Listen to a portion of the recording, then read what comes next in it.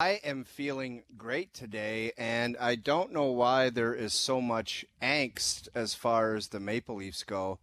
And it's similar to the situation when they had that comeback loss to Ottawa. What was it? They were up 5-1. Ottawa came back and won, Brian. Mm-hmm. Yeah. And I always feel like there's the speech all the time where people in sports, my dad throws it at me, where he'd say stuff like, if you said at the beginning of the season you'd get to a Game 7 with this, you know that speech? Yeah, the old if I had told you game. That's right. So I think that can get a little bit goofy sometimes. But when it comes to the Maple Leafs, I think if the coach said to the players, and everybody was in the room, how they have those meetings, Jamie, at training camp saying, guys, this break in this schedule is coming up at this particular time, and here's where I hope to be.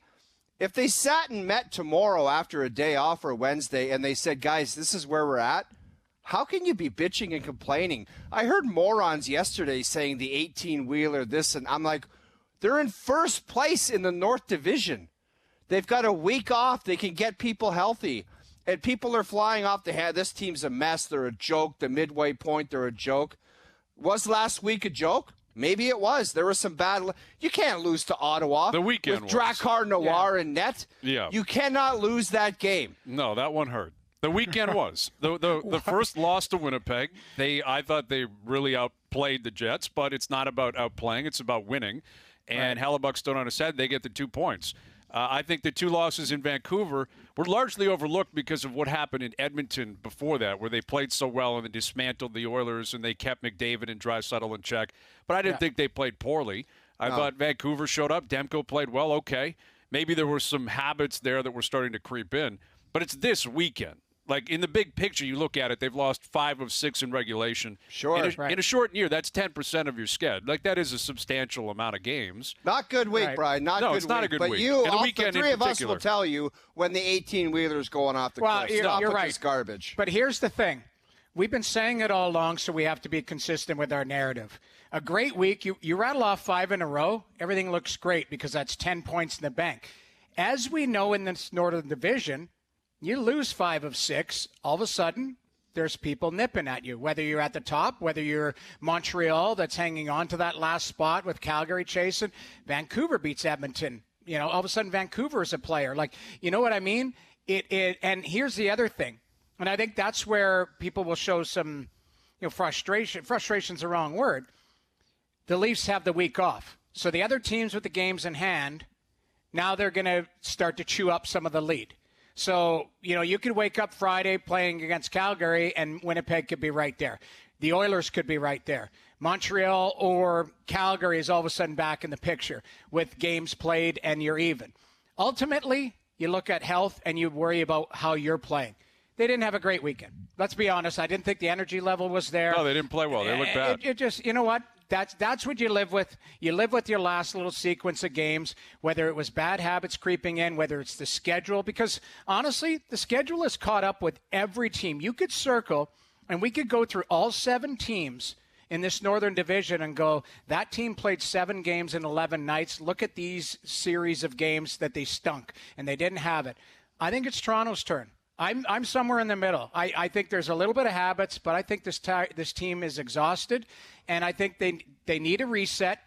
And they're a good team. Yeah, they're good. They're a good team. They're still Just a don't really good overreact. team. Don't overreact. No. But the thing is I think this fan base, Brian, you can speak to this. I think this fan base expects that this team needs to win every night. And if you don't, then what's wrong with the other team? I said this today on Leafs Lunch.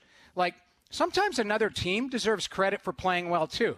Like, Ottawa played well last night. Yeah, they did, yep. Like, they deserve credit. Like, it's not like, oh, what's wrong with the Leafs? How about the Ottawa Senators played pretty well, coming off a long road trip where they got rinsed by the Edmonton Oilers? Like, there is some credit due. Winnipeg knew what they were in for Saturday night, where I thought it was a brilliant move by Paul Maurice.